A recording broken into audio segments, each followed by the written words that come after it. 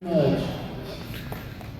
My name's Kevin Gross. This is my book. It's called Dope. It's an autobiography of my life from 1979 to 1999. First, I'd like to thank Mr. Sun Post for giving me the opportunity to talk to y'all.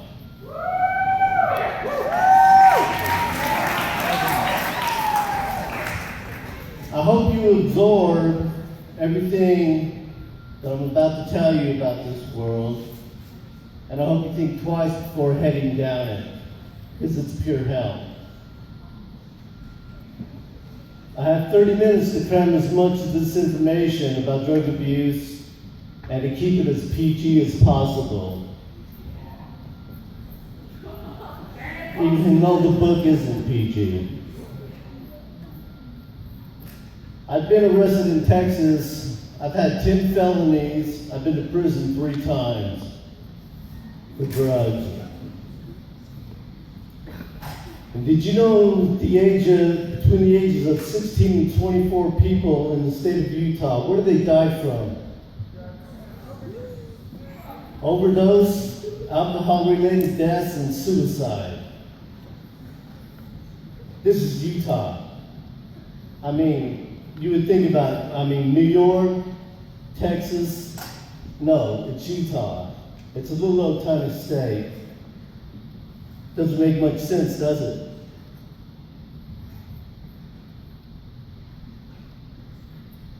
It's ranked 5th in the nation for suicide. And why? Does anybody know why?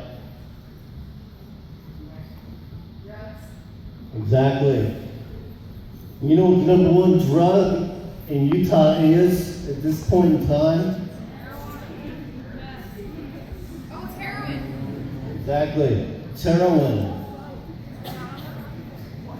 There's a new cut that they're putting in heroin that's called fentanyl.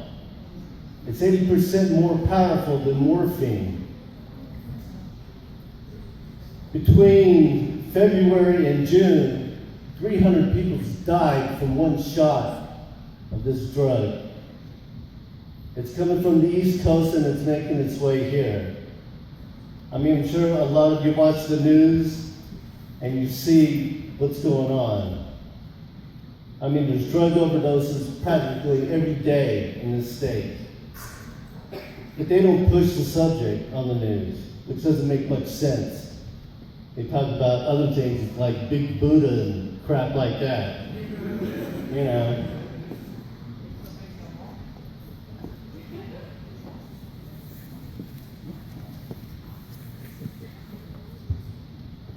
In the United States, approximately 1 out of every 4 girls and 1 out of every 6 boys is either mentally, physically, or sexually abused. But when you're that young, like I was between the age of 3 and 5, where I was sexually molested by my uncle, people either turn to suicide, runaways, prostitution, or drugs. Myself, I turned to drugs to try to cover up the pain, but it's never worked. It's a sad thing.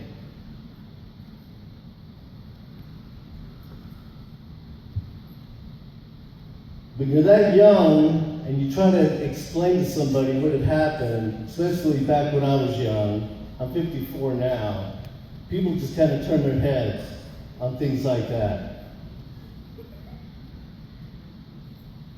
It's not funny, it's true.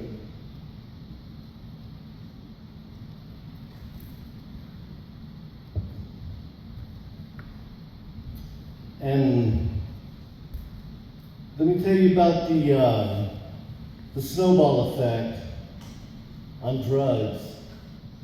How many of you ever done drugs? Sure, somebody. A few of you have, maybe, right?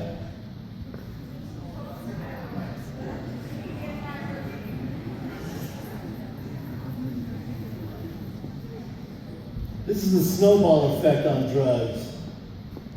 I know y'all are seniors or getting pretty close to seniors. You go to like these little parties, you know, drinking and stuff. Then maybe you might smoke a little weed or something like that.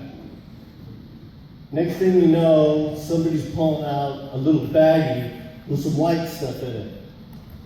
And they say, oh, just try it, you know, it's no big deal. It ain't gonna hurt you. So you try it. And then you like it.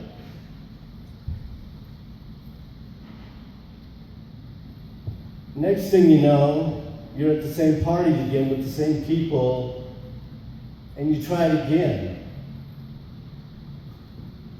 Next thing you know, you're hooked. That's the way a dope dealer hooks people. That's the way I hook people. I used to just give it to them at first, and then it would get to the point to where they would start buying it.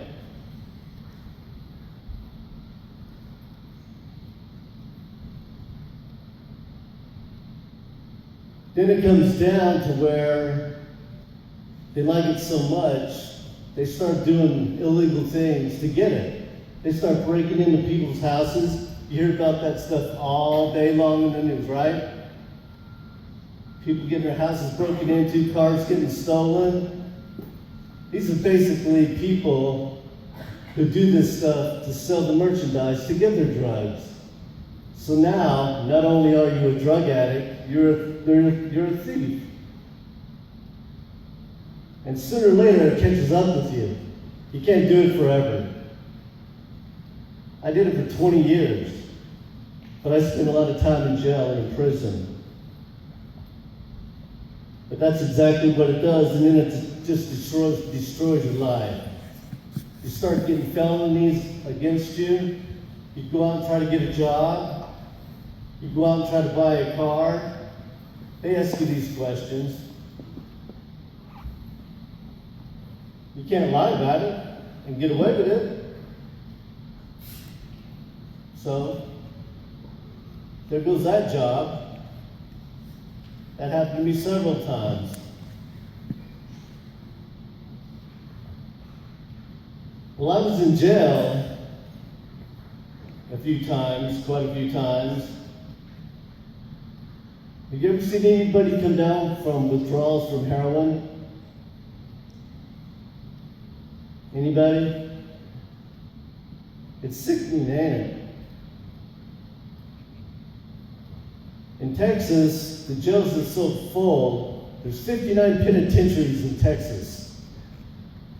There's one in Utah. Am I right? One.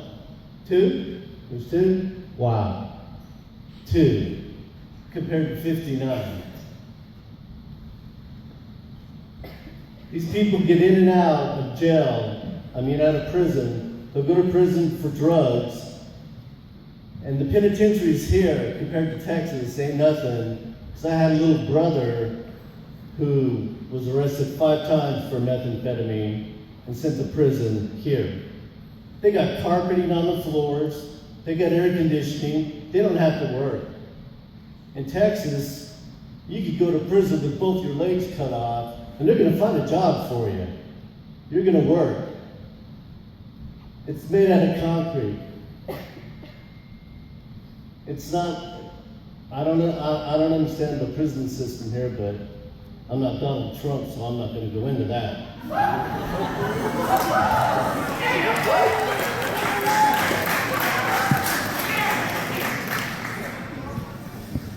I used to sit there in jail and watch these people that they put in there coming down off of heroin.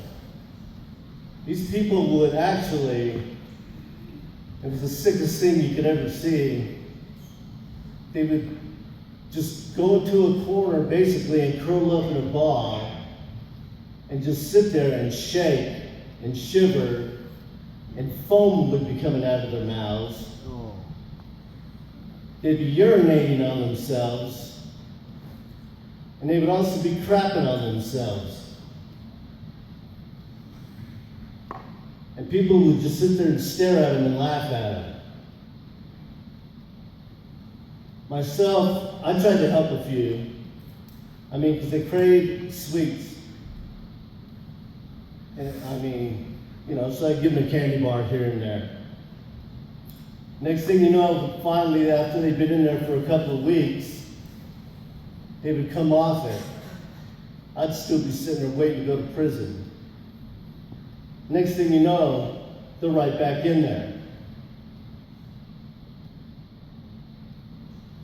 Heroin's a very addictive drug. It's an opiate. Any opiate is. Oxycontin, that's synthetic morphine.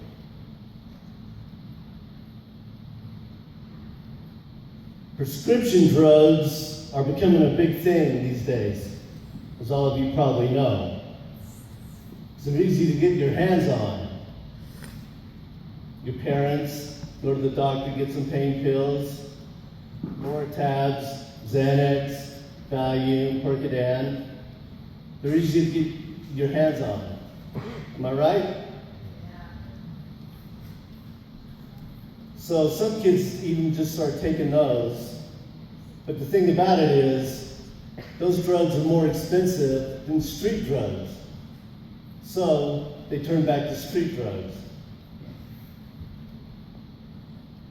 The heroin, the methamphetamines, that's a big thing around here.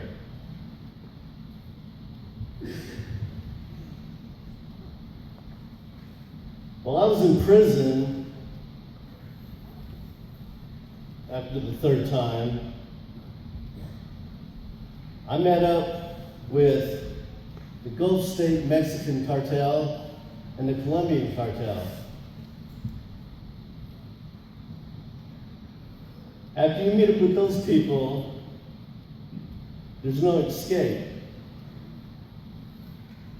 They brand you. See that tattoo? That's the Gulf State Mafia cartel's mark. There's a show, it's called Drugs Incorporated. If you ever watch it, and if they speak about that cartel, try to look at their arms. But once you're in the penitentiary and you got this mark on you, people don't mess with you. Not like you do the other people.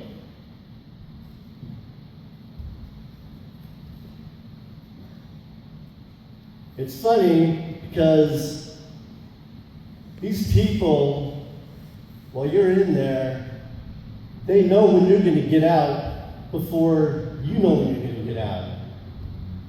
Basically what they did at one of the penitentiaries there, they send you to what they call the Walls unit. That's the final prison stop. Then you're released. They have people sitting there waiting for you. How do they know this? How do these people know when you're going to get out of prison?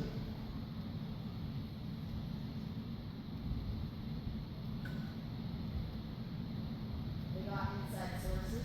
They got very good inside sources. Very good inside sources. And the way they got the borders set up now, they just come and go as they please.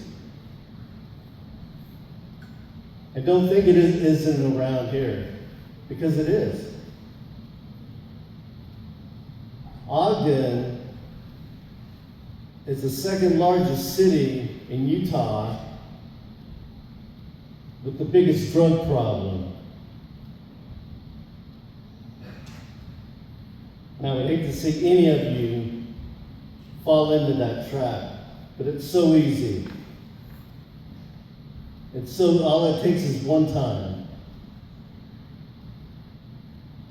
That's all it took me. The first time that I ever smoked, the first time that I ever snorted anything, that's all it took was that one time. And like I said, it's a snowball effect. You just keep going and keep going. Then you go to more drastic measures. Smoking the stuff, injecting it. Once you've injected it, that's it. I can promise you that. It's an ugly world. And it's getting worse and worse and worse.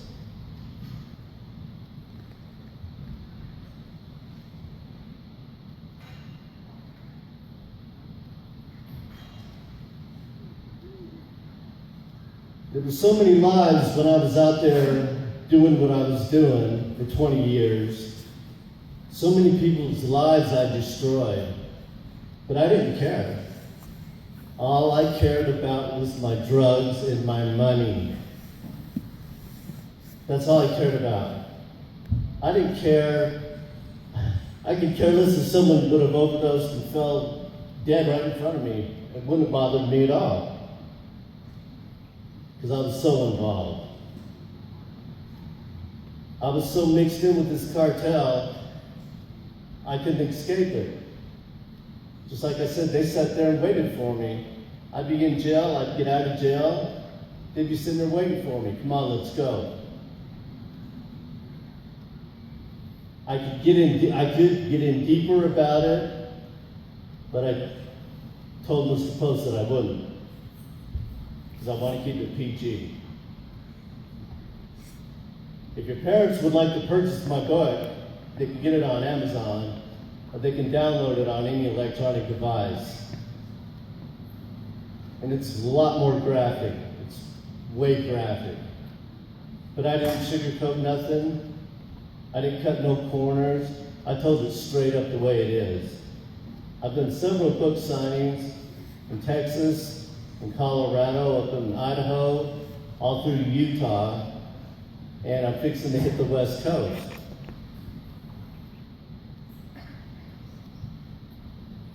There was this one point in time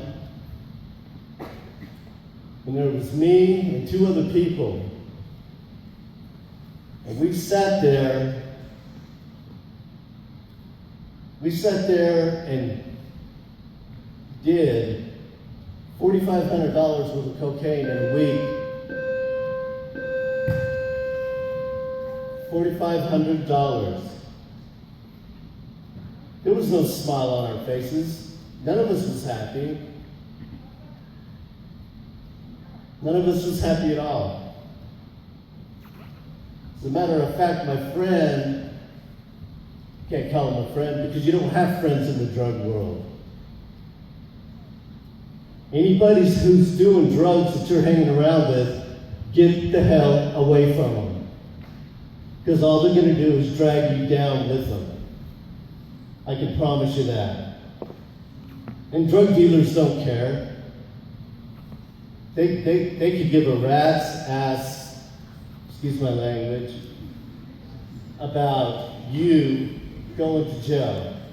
They could care less. Because there's always someone right there waiting to take your place.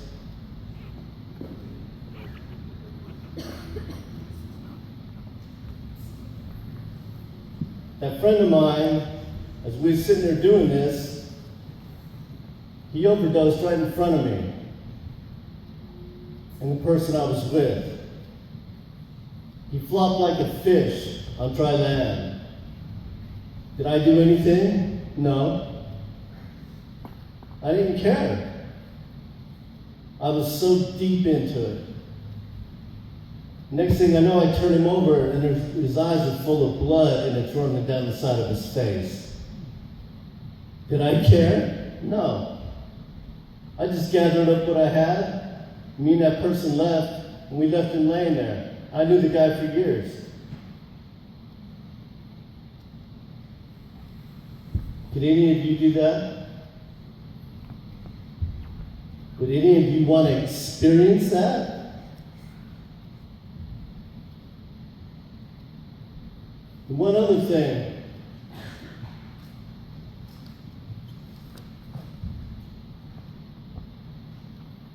It's the people who you're leaving behind when you get involved with this.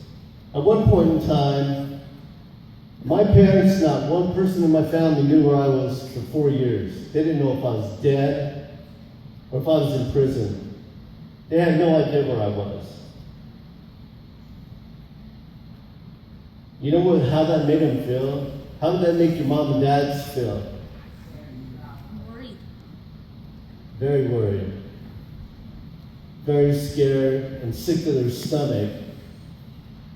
Especially after just before that happened, my brother he was involved with it as well. Came back from Las Vegas in a plane carrying 3 kilos of cocaine and hit a mountain and died.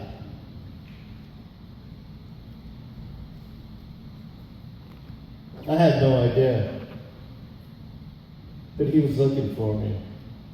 But he never found me. He never found me. But think of your families. First in mind, think of your families. There's always someone to turn to. Teachers, counselors, but you gotta fish around for them sometime to find someone straight who can help you out if you got a drug problem.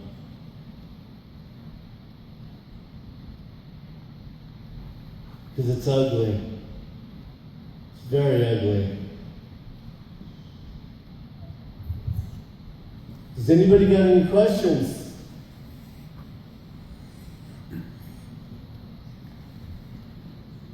No questions.